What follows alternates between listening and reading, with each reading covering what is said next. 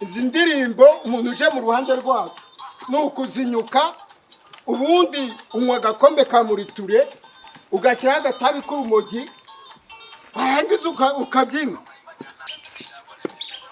turashaka abantu baza mu ruhande rwacu, turashaka kubabwira amategeko yacu ni atatu.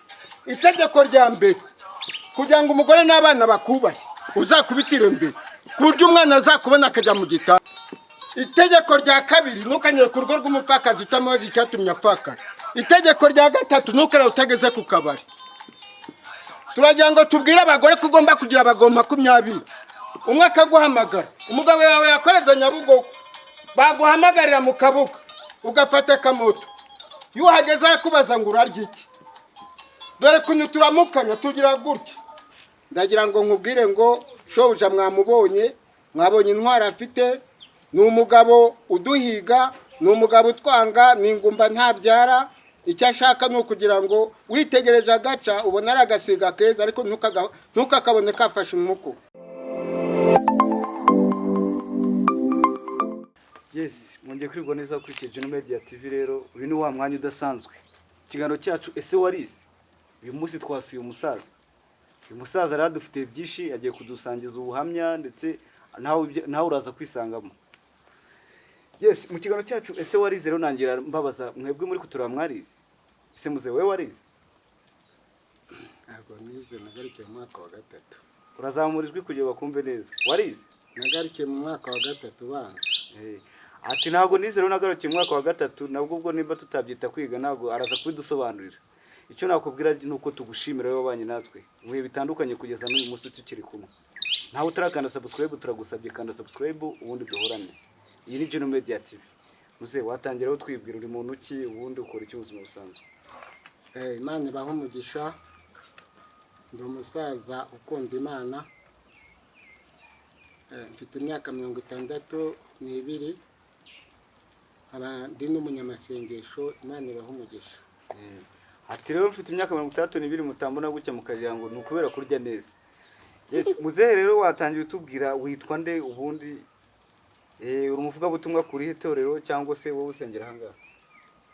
Imana ibaho umugisha. Nitwa Munyazogeje Damascene. Ndi umupentekote, ariko ubutumwa bundi kuvuga nabuhawe ku giti cyanjye. Ndi umunyamasengesho. Ndaza kubabwira uko nabubonye. Ati ndaza kubabwira uko nabubonye ubwo butumwa mbafitiye. Reka tumuhe umwanya atugezeho ubwo butumwa dufitiye. Nawe icyo nakwifuriza nuko twaza kugumana kugeza iki kiganiro kirangiye. Turabakunda kandi aho muherereye mwese. Twakomeza kuziga. Imana ibaho umugisha. Hari icyumba nari nyoboye tugiye gukora amasengesho y'iminsi 2.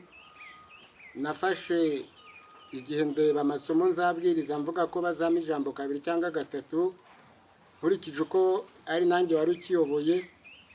Njya gusenga mu butayu aho bita mu Gihuru. Ngiye gusenga bigeze saa 8 z'ijoro ndasinzira.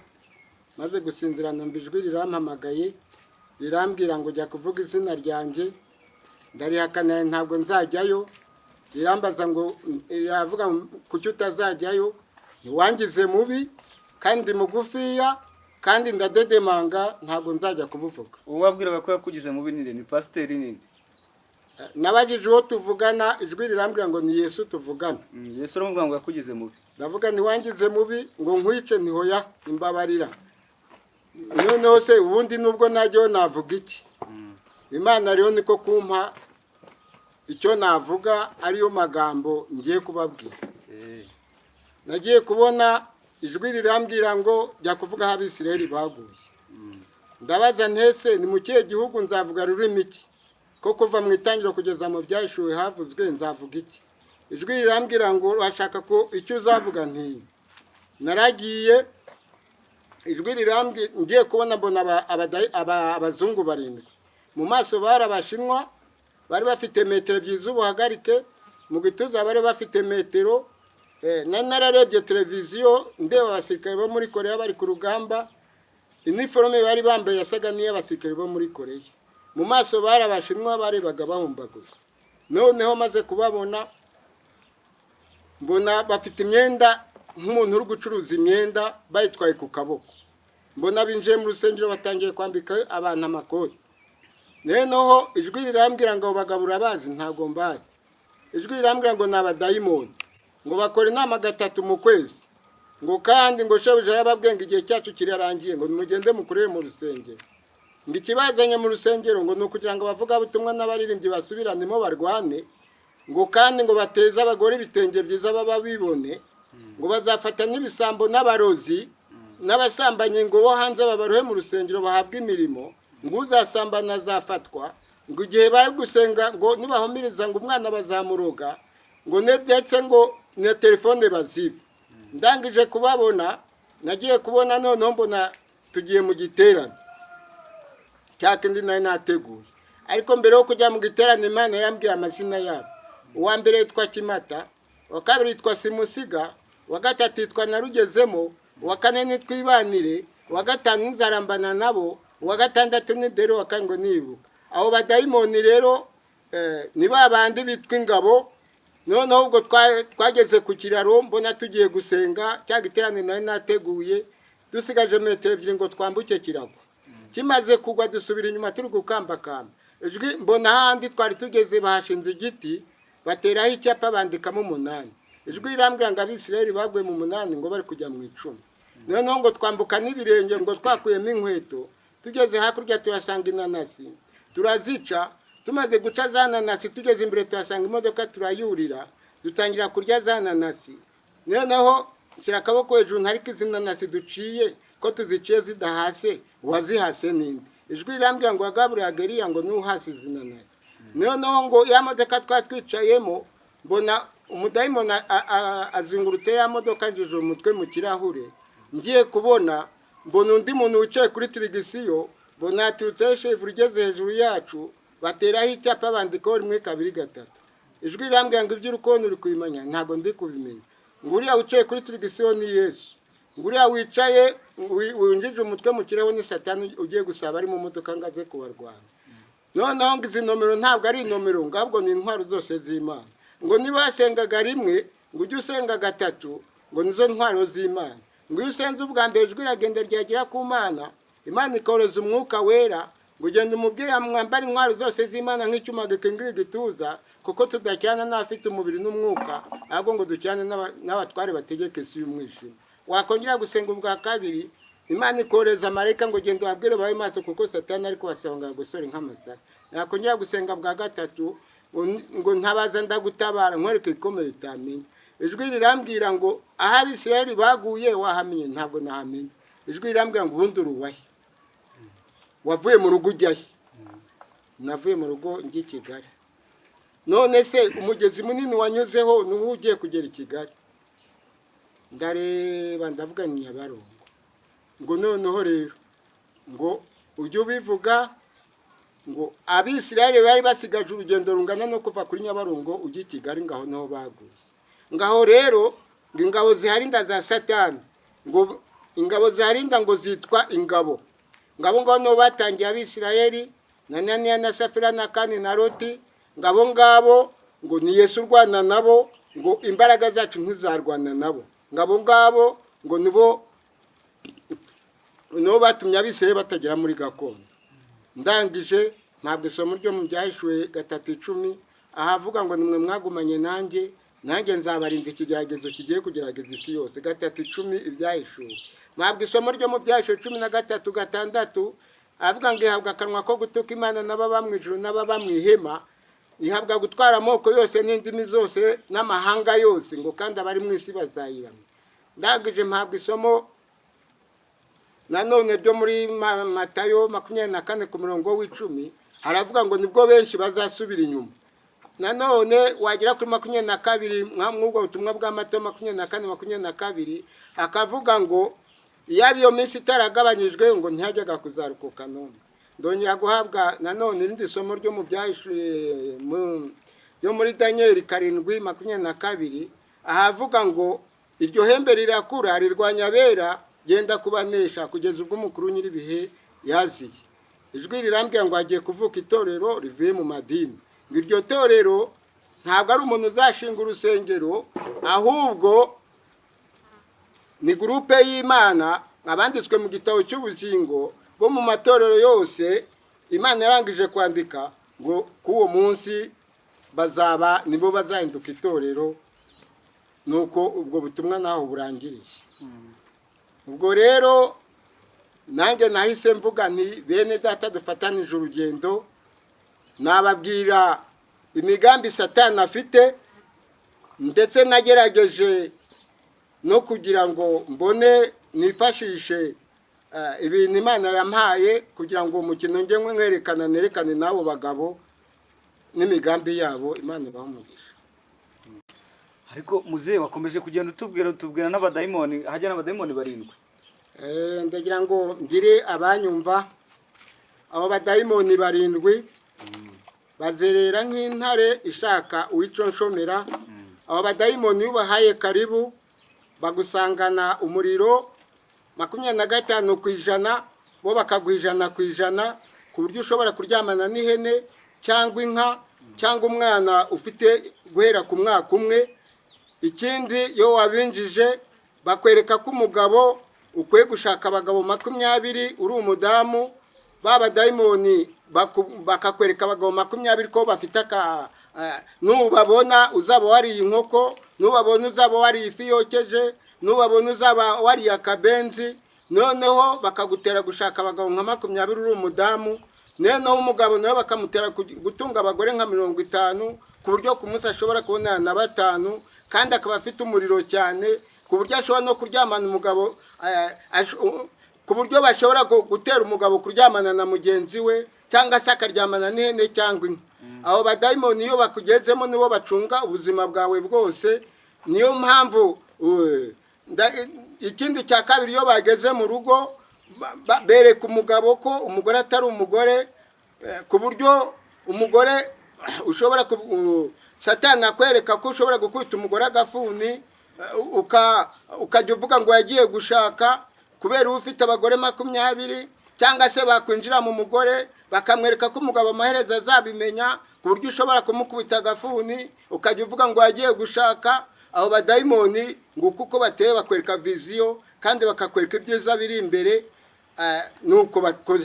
Kandi ubwo abadayimoni bakwatatse bazira rimwe bose uko ari 7. Uko ari 7 bose binjiramo icyarimwe. Ikindi batera abantu guhanura mu rusengero. Abahanuzi b'Imana iyo babaye 5 bo 15, nibo abandi bahanura ibitazasohora, nibo abandi bahanura ngo uri indege n'ubukode ntongere kububona. Aho badayimoni nuko bateye. Ati abadayimoni rero nuko bateye bose, ndaza kubereka ukuntu bakora. Hano twabonye afite ibikoresho bitandukanye, aza kutubwira ukuntu babikoresha abadayimoni, nimba ari babikoresha. Muri make mwebwe icyo nababwira cyo ni muve kuri Gino Media TV. Iki kiganiro ni icyanyu, muze kukirangiza. Icyo nzi cyo muraza gukuramo message zanyu. Nkuko mubibona ibino ni bya bikoresho bya wa musaza uyu muri kureba hano imbere yacu, muri wa mukino we w'abadayimoni 7. Agiye kubitwereka uko bikoresha. Abanza tubwire n'amazina y'ibi bikoresho, buri kimwe atubwire n'umudayimoni. Ese iki gikoresho ni cy'uyu mudayimoni, ese bimeze gute? Niwe uzi ko bimeze. Umusaza karibu twereke. Uratangira kuri ibyo byo hejuru, twereka ati iki kitwa gutya, gikoreshwa ahangaha. Imana ibaho umugisha. Aka gakoresho muri kubona, akangaka ni amakamba y'umudayimoni, tukambara gutya. Aka gakoresho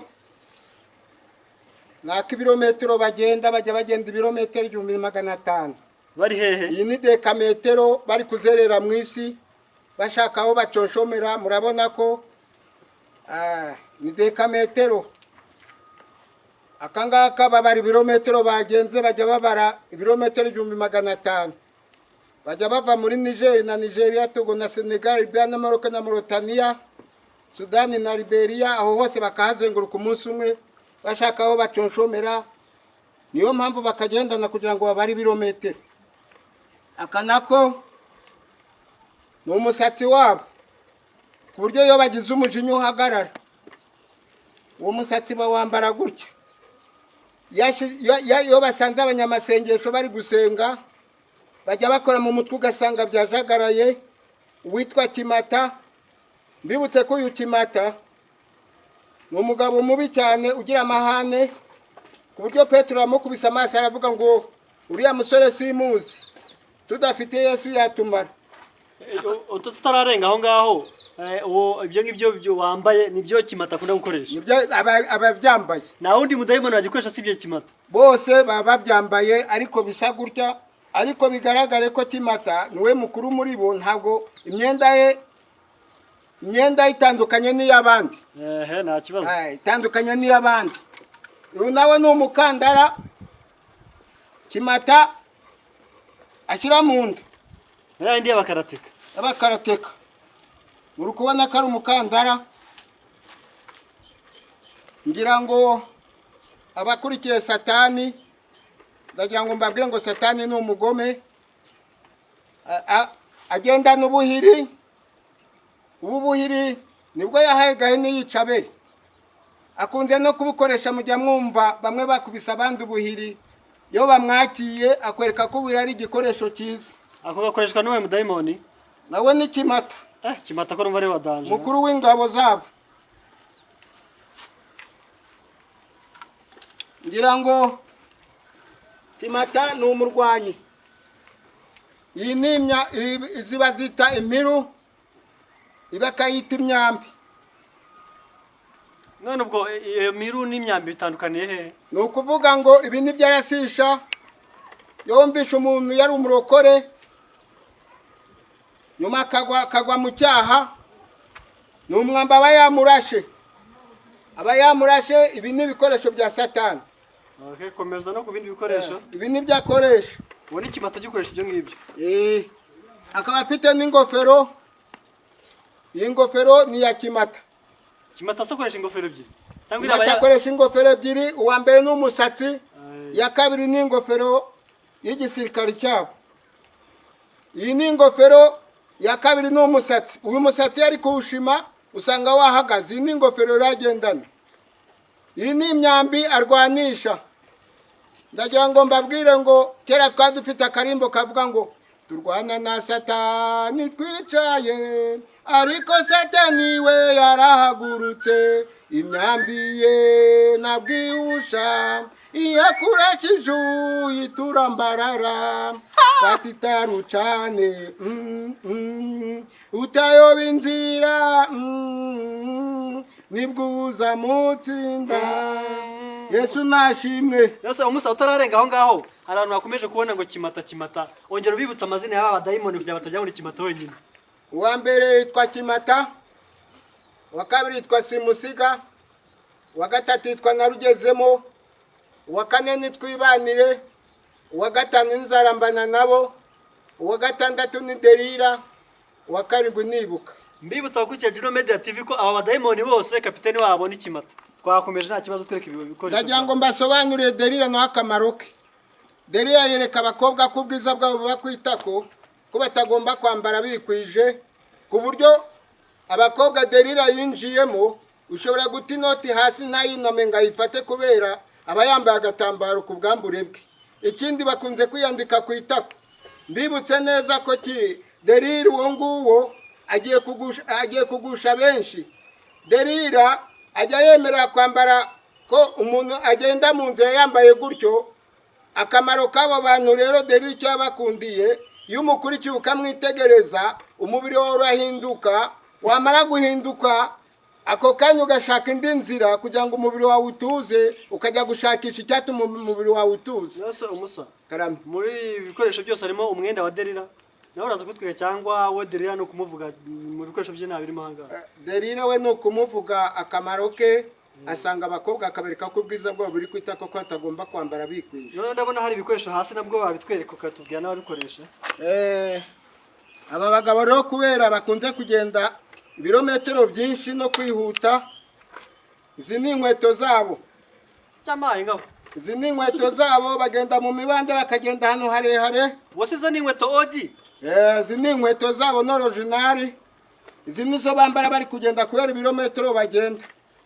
Barakwikira rwose bakagenda ku buryo usanga bafite metero ebyiri zirenga, babarirwa muri metero ebyiri batarambara inkweto.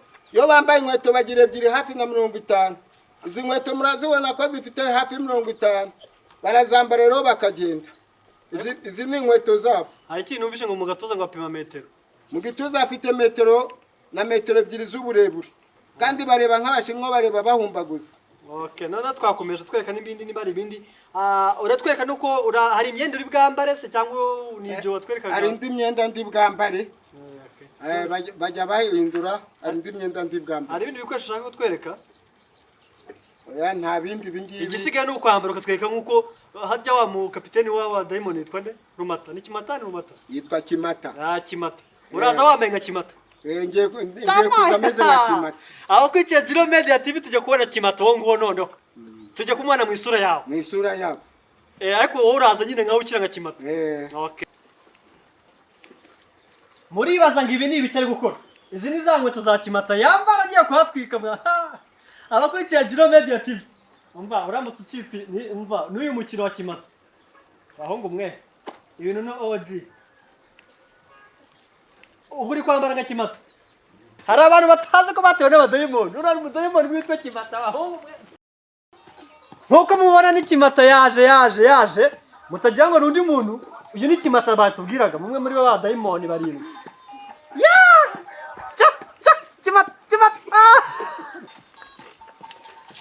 Kimata yahageze. General Kimata. Uyu ni umwe muri ba badayimoni barindwi. Zabana nabo. Kimata ariko niwe kapiteni wabo to.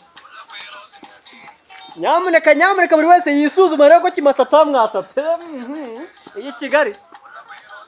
Twumvisha ko harimo abakobwa ngo bashukwa na Derira. Kwambara ngo ya myenda ngo migufi ni sinzi umusaza niwe bivuze ntago ari nge nyamuneka. Gusa mwego mukurikiye Jiro Media TV mukomeze mwiherera amaso kapiteni Kimata. Umusa waje nka Kimata ubwo? Komusamize by'organisation. Komusa. Umusaza ku gifaransa aradudubiza ngo komusase byese ibintu nk'ibyo ngibyo. Twebwe dutegeka isi. Wewe mwebwe ba Kimata. Izi ndirimbo umuntu uje mu ruhande rwabo nukuzinyuka ubundi unywa agakombe ka muriture ugashyiraho agatabi k'urumogi warangiza ukabyina. Arimo aradukina ibintu bya Kimata mutagira ngo niwe ahanga ari kugaragaza ibintu bya Kimata uko akina. Ari kugaragaza uko Kimata yataka abantu. Buri wese yisuzume nyamuneka. Twarabyinnye twishe Samusoni karahava.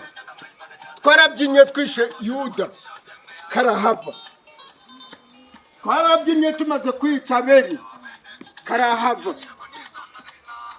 Niyo umuntu asambanye tuba twamutumyeho abantu 5 nguwo muziki tubyina.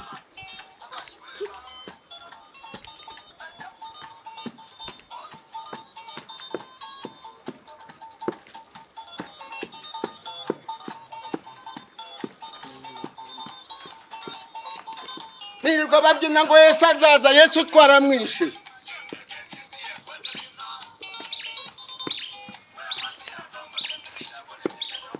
Turashaka abantu baza mu ruhande rwacu. Turashaka kubabwira amategeko yacu na 3.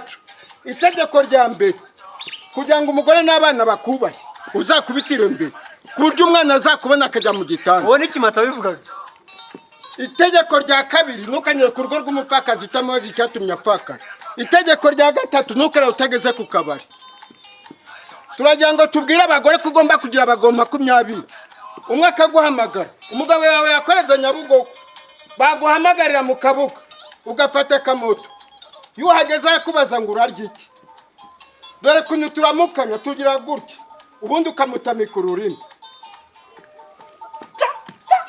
Kimata harahiye koko. Nyamuneka ibyo ngibyo nibyo Kimata akora. Arimo atwereka ibyo Kimata akora. Twibutsa ko Kimata ari inama yumaze kugira abagabo 20 umugabo mukubita agafuni ukajya uvuga ngo yaratembeye ubundi ukatera imboga. Uko niko Kimata yataka nyamuneka umwe muri ba dayimoni barindwi. Ikindi tugusangana umuriro 25 tukaguhisha na kwishana kuryo ushobora kuryamana n'ihene cyangwa inka cyangwa umwana uri kuvuka. Umva nawe wa mugabo turashaka kujya abagore 50 ku munsi ukajya uryamana n'abagore 10.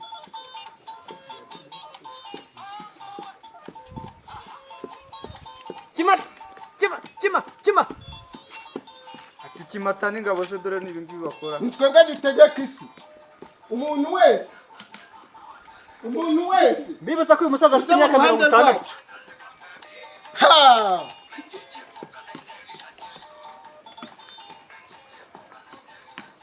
muzanga tuzabica. ni twebwe dutegeka isi. Yesu twaramwishe. Uwo ni Kimata. Muri ba badayimoni 7. Umusaza afite imyaka rero murebe umusaza ufite imyaka 60.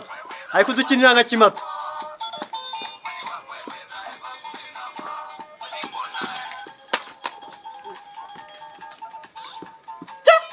Kimata. umva wa mugore we, iyo ubona umugabo azagutangura mutanga ukamukubita agafuni, ntureba agakoresho kacu se ugira gutya ubundi ukajya uvuga ngo wagiye gukorera amafaranga. twababwiye ko dufite inzoga yitwa muriture, usomaho ubundi ugasoma no ku gatabi k'urumogi, Uwo ni Kimata. ugasanga amaraso ari meza. Yesu twaramwishe.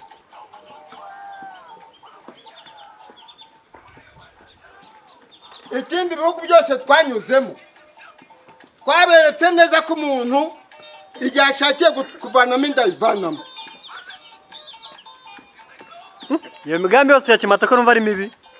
Nyamuneka wisuzume wumva ko Kimata takwata. takwata. baryamana n'umugabo, umugore akaryamana n'umugore, ubundi tukinywera ka muriture. dufite n'akandi gatabi bakura mu bishishwa by'ibitoki, ako bajya bagashyira mu kanwa. Umusa, ndagira ngo dukomeze ducunguza uburyo umwete. Utwanzurira aho Kimata agarukiye kugira ngo tukureke nawe ukomeze mu mirimo yawe, wihangane kuba twaje no kugusura tutaguteguje. abaturage bazanyumva naberekaga Kimata. numva ngo umugore yishe umugabo azaba yarinjije uyu mugabo witwa Kimata. numva ngo umugabo yishe umugore azaba yarinjije. numva ngo umusore yaryamanye n'umwana w'amezi 5 azaba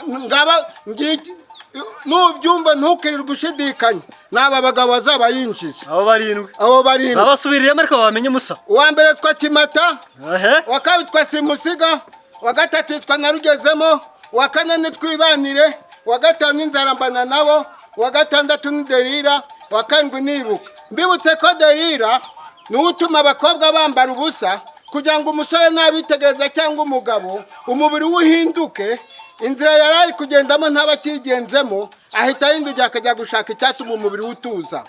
nicyo bakora mu muhanda. ikindi cya gatatu, umugore najya mu muhanda umugabo akamuturuka inyuma akamubwira ngo nagukunze mwaka inomero, n'ubundi nabo badayimoni uwo mugabo azakoreshwa n'abadayimoni. abazanyumva ubutumwa Imana yampaye gutanga nubwo Imana ibaha umugisha. Nta kino kakadiho ka Kimata ariko. Kimata. Nyamuneka buri wese yisuzume rero ko mu bakobwa bisuzume bare ko Derira atabatatse. Abasore natwe Kimata numvishije. Yes, mumaze kubona rero umukino wa Kimata, hajya ni Kimata n'abadayimoni be 7 bakorana. maze kubona uko byari bimeze, umusaza amaze kubera uko bimeze, aho uri nawe wisuzumure ko Derira atakugezeho cyangwa uwo Kimata nawe mutabana mu muryango. Ati Kimata wagezeho usanga kesha akubwira ngo ica umugore wawe kuko ndashobora kuzagutanga akakwica. Ibyo bintu murabibona ko muri minsi byeze. Wisuzume rero ko nawe muri minsi Kimata yaba atari wawe. Abasore namwe mugendeye kure ba Derira. Akenshi na kenshi ba Derira barazaka kugusha, waba uri mu muhanda ukabona umukobwa afite ikibero cyiza utimereza nomero. Byose babibabwiye ndetse mba batumva. Ibyo buze banyakubahwa abazanyumva, dufite abami 2 hano imbere yacu, hari Imana hari na Satani, kandi bombi bafite ibikombe. igikombe cya Satani cyanditseho ndaguha, icy'Imana cyanditseho nzaguha. hagati rero Satani arakwereka, yahamagaye Yesu aramwereka, ahamagara Yuda aramwereka, ahamagara Kana aramwereka, amwereka ubutunzi. ndagira ngo nawe wa musore we, wa mugabo we, ndagira ngo nkubwire uwo Satani ukwereka, ndagira ngo nkubwire ngo shobuja mwamubonye, mwabonye intwara afite, ni umugabo uduhiga, ni umugabo utwanga, ni ingumba ntabyara. icyo ashaka ni ukugira ngo witegereje agaca ubona ari agasiga keza, ariko ntukakabone kafashe umuko. satani yagufashe ni ukuvuga ngo yagufashe agupfura nk'uko agaca gapfura inkoko bibaye ngombwa ubutumwa mwabwakira nk'uko buri, ikindi mwatinya kuko satani ari umwanzi wacu. ariko n'ibintu by'Imana tubwiye ko bisobanukiwe, ijambo ry'Imana ngo wagusobanukiwe nabyo, ngo ufite ibintu uvuga umunota umwe ngo ugahita ubwiriza abantu. Ndabufite. Ati ndabufite, reka nze mubasomere mutagira ngo nibyo byonyine bya kimata. Yesu nashimwe. Himbazwe. Amagambo Imana yampaye ubutumwa no mu mutwe nabuvuga, icyatumye mwandika nuko abantu babukenera kugira ngo bajye babusoma. Abenshi bakunze kubwumva bahita babufotora cyangwa se bakandika ayo masomo. Imana nababwenga igikombe cyayo cyanditseho nzaguha, icya satani cyanditseho ndaguha. Reka mbabwire imigambi Imana ifite ku mwana w'umuntu n'icyazanye Imana. Ntabwo Imana yazanywe no kuduha amabati cyangwa amatebura, yaravuze ngo ibyo byose ngo bivubira babi n'abeza. Ariko twebwe twakurikiye Imana, ndagira ngo mbabwire ibihembo tuzabona mu magambo avunaguye. Abaroma 26:42 haranditse ngo nibwo nzibuka isezerano nasezeranye na Aburahamu na Isaka na Yakobo. Ezekiel 3:24 hakavuga ngo nuko nzabavana mu mahanga mbageze mu gihugu cyanyu bwite. Yesaya 60:15 hakavuga ngo nubwo waretswe ukanga akabari nta kigushimba icyo gihe nzagusumbisha abandi. Yesaya 66:13 hakavuga ngo nkuko nyina w'umwana ahumuriza umwana w'icyo gihe nuko muzahumurizwa. Yesaya 49:10 hakavuga ngo icyo gihe ntimuzicwa n'inzara cyangwa izuba cyangwa icyokere. Yesaya 3:18 hakavuga ngo icyo gihe abantu banjye bazatura ahantu h'amahoro kandi babe mu mazu akomeye. Yesaya 65:14 hakavuga ngo icyo gihe abagaragu banjye bazaririmbishwa n'umunezero. Yesaya 3:5 hakavuga ngo icyo gihe impumyi zizamuka n'ipfa amatwi bizumba. Abakorinto 2:6-14 hakavuga ngo nuko muve hagati y'abandi kandi mugakoreka ikintu cyose gihumanye nanjye nzabakira, nzababera so namwe mumbere abahungu n'abakobwa. Luka 20:28 hakavuga ngo nimwe mwagumanye nanjye kwihangana kwanjye, nanjye mbabikiye ubwami nk'uko data bumbikiye kugira ngo muzarye kandi muzanywe mwegereye ameza yanjye. Samweli 7:10 hakavuga ngo icyo gihe nzatoranya ubwoko bwanjye bw'Isirayeli, mbahano habo bahature haba habo bwite, kandi abanyabyaha ntibazababurabuza nk'ubwa mbere. Yesaya 46:11 hakavuga ngo narabivuze no kubikora nzabikora. Uwo ni Yesu wabivuga agashyize ikiganza hejuru. Yesaya 7:7 havuga ngo narabivuze ko imigambi y'abanzi banyu itazahama. Luka 9:35 ijwi rivugira mu gicu ngo uyu mwana wanjye natoranije mu mwumvire. Ubu tuvugana Yesu ni inkeragutabara, yatsindiye isoko ryo kudutabara, kandi telefone ye ntabwo igiba kompoze. Yeremiya 3:8 akavuga ngo nabaze ndagutabara nkwereka ibikomeye utamenya. Yohana 15:9 akavuga ngo uko datankunze niko nabakunze. Ibyashuwe 3:21 akavuga ngo unesha nzamuha kwicarana nanjye nkuko nanjye nanesheje nkicarana na data. Yeremiya 5:9 akavuga ngo nimuhunge muve muri Babuloni mudapfa muhe ibicumuro byaho. Luka 6:23 akavuga hari ijambo nkunda cyane nawe ndari gukundishije ngo uwo munsi muzishima mwitere hejuru kuko ingorane zanyu ari nyinshi mu ijuru. Yeremiya 3:8 akavuga ngo nzabeza mbakuro n'imyanda yose n'ibibi mwakoze sinzabyibuka.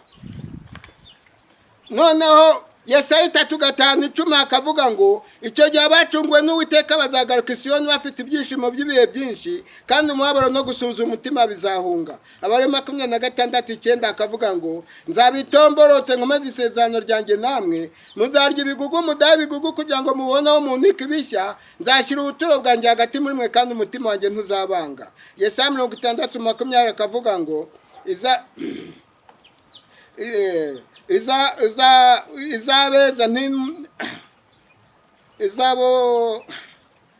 Zefaniya 3:10 akavuga ngo icyo gihe nibwo nzabacyura. Ezekiel 3:6 akavuga ngo nzagwiza amatunda ku misozi yanyu ndetse n'amahundo y'amasaka. Ibyahishuwe 3:5 unesha ntuzambika imyenda yera. Daniel 7:27 hari ijambo riremeye cyane. Yesu nashimwe aravuga ngo maze ubwami n'ubushobozi n'icyubahiro buri munsi y'ijuru bizahabwa ubwoko bw'abera. neno Luka 10:22 akavuga ngo Yesu abwira abamarayika bati nimwihute muzane umwenda uruta iyindi muzane n'impeta muzane n'inkweto mu mwambike mufate n'ikimasa cyiza mu kibage turye twishime ko kuri ya mwana wanjye yarapfuye none akabazutse. Neno Abakorinto ba 2:7 Petero amaze kumva ririya jambo na Pawulo baravuga ngo nuko rero bakundwa ubwo dufite ibyo twasezeranijwe twiyeze imyanda yose y'umubi. Petero na mu rwandiko rwe rwa 2:3 umurongo wa 14 haravuga ngo nuko rero bakundwa ubwo muburiwe hakiri kare mwirinde mutayobya n'uburiganya bw'abanyabyaha mukareka gushikama kwanyu. Imana ibahe umugisha. Umusaza arakoze rero kudusangiza ijambo ry'Imana nawe ahure nizere ko wafashijwe. Nimba koko uhajya wa mudayimoni yitwa nde hajya wa mudayimoni? Yitwa Kimata. Nimba Kimata atarakugendeye nizere ko wafashijwe. Umusaza abakeneye n'amazi n'iki ubwo uraza kugira ukuntu nawe wamugena ayo mazi n'ubona koko yagufashije. Yes, muze dusoza rero muri iki kiganiro cyacu cyitwa ese warize tuye tubaza nimba abantu koko barize. Wowe watubwiye kutiza ariko turabona ufite ubwenge bwinshi. Warize? Nagarikiye mu mwaka wa 3. Ariko mu mwaka wa 3 w'igihe twarimo twakoreshaga agafaransa ariko akangaka ko kwicara no kujya mu nzu no kuhaguruka gutyo kari agafaransa ko kuvuga izina ryawe mu gifaransa no kuba wasohoka ukajya ku kibuga dutera umupira ngo darakuru pandara recreation nous amis darakuru nous cross soleil nous sautons dans le sable fait avec dos camarades de ma classe nous jouons nkako twarakigaga ariko ni mu mwaka wa 3 wa kera. Hari amagambo abantu benshi bakunda gukoresha ariko bataba basobanukiye n'icyo avuga. Iyo umuntu avuze ngo felicitation burabashatse kuvuga ngo kimuze. Ko gafrasa karakomeye nako nagasobanura. Koko ntabwo mwari mutarakiga ariko ugerekeranyije uba wumva ari nk'iki byendekereje. Ntabwo nagasobanura. Agasobanura ntabwo kazi. Ako wenda ako narinzi wenda ko kuba umuntu yakwitaka baravuga ngo kumusamize l'organisation article temo qui en compagnie no pour détermination hakunga ko twarakize cyangwa se irimo turi akarate d'Afrique Yohani Damascene urezi macho witaka cyangwa se wivuga ibigwi n'utuntu nk'utwo twigaga mu mwaka wa 3 wa kane sinawize. Dusoza hari icyo waba usaba bari kukureba aka kanya? Imana ibahe umugisha. Dusoza nababwira nti twebwe abarokore dufite gakondo yacu. Ababwira ngo umubabaro ni w'igihe gitoya ndetse ku buryo nabaririmbira n'akarimbo wenda nk'inyuguti ebyiri iwacu ngahariya ni mu gihugu cy'amahoro niho twese tuzaba twihangane tuneshe tuzagerayo amahoro ni mu busitani bwa Emmanuel. Oh haleluya. Nta murinzi w'umutekano tuzasaba Yesu ni uzatubera umucyo imihanda tuzanyura si Kigali Ruhengeri imihanda tuzanyura si Kigali Gitarama imihanda tuzanyura si Kigali Kibungo kaburimbo n'ikirere yarinze Saduraka humura nawe izakurinda yarinze Danieli humura nawe izakurinda ntutinye kuko ntutinye Uwiteka ari kumwe nawe. Yesu nashimwe. Ndagira ngo mbabwire ngo Yesu ni umugaba w'ingabo ntugire ubwoba b'abadayimoni Yesu yarabatsinze. Bigeze bafata umukobwa hakurya y'inyanja Yesu baramubwira ngo ntujye imbere aho ngo hari umukobwa afashwe n'abadayimoni yo tumuziritse imigozi arayica. Yesu kuko ari yirizi yegera imbere umukobwa akimubona wafashwe n'abadayimoni 7 araza mwikubita imbere ngo uje kutwica igihe cyacu kitaragera. Mbibutse ko Yesu yatsindiye isoko ryo kuturwanirira. Ubu tuvugana tumira Yesu akurwanirire kandi Yesu yari mwizama ntago Mwegiputa babimenya. Iyo babimenya ntibaba barakurikiye Mose, iyo babimenya ntago baba baraje gufata Eliya. Ndagira ngo nkubwire Goliyati yabimenya ko Yesu yatumye ko Dawidi yatumiye Yesu ntago Goliyati yarwanyije Dawidi. Nutumira Yesu rero akajya mwizama ndagira ngo nkubwire ngo nta gitego kizinjira, ndagira ngo mbwire abanyumva ibitego dufite bitwemerera gukina finali, ariko iminota isigaye kugira ngo imperuke ibe, ndagira ngo uhagarare kigabo utumire Yesu akugire mu izamu, kuko kugeza iyi saha iyo watumiye Yesu, Yesu akakugira mu izamu, ndagira ngo nkubwire ngo bariya abadayimoni turabanesha rwose. Yesu nashimwe. Abantu bazumva ijwi ryanjye, ndagira ngo nkubwire ngo umubare w'ibanga ni ugutumira Yesu, Yesu akakugira mu izamu. Ubundi yari mu izamu mu Egiputa ntibabimenye, iyo babimenye ntibaba baje gufata Elisa. Yesu nashimwe. Ndagira ngo nkubwire ngo Yesu ni umugabo w'intwari, kandi imigambi y'abanzi bacu ntabwo izahama. Ndagira ngo nibutse abanyarwanda, imigambi y'abanzi bacu ntabwo, hari abanyarwanda bashatse kumira abandi ariko Yesu arabyanga. Yesu nashimwe. Bashatse kumira abayuda, Yesu arabyanga. Bashyize ba Saduraka mu itanura, Yesu arabyanga. Iyo utumiye Yesu akurindira izamu, Imana ibahumure. Urakoze cyane rero, ubwo naho ubutaha abakurikiye Juno Media TV nabibutsaga ko nimba uramutse ushaka kugira icyo ufasha uyu musaza uratubwira, turaza gushyiraho nomero yiwe uyireba aho ngaho munsi aho ngaho, cyangwa wandike muri comment niba ushaka guhura nawe tuguhuze nawe. Urakoze muzehe. Imana ibahumugisha, n'abazanyumva Imana izabahumugisha. Naberekaga umugabo w'intwari dutabara ku manywa na so na nyoko, ushobora kubabura ariko Yesu ntajya abura. Imana ibahumugisha. Urakoze cyane.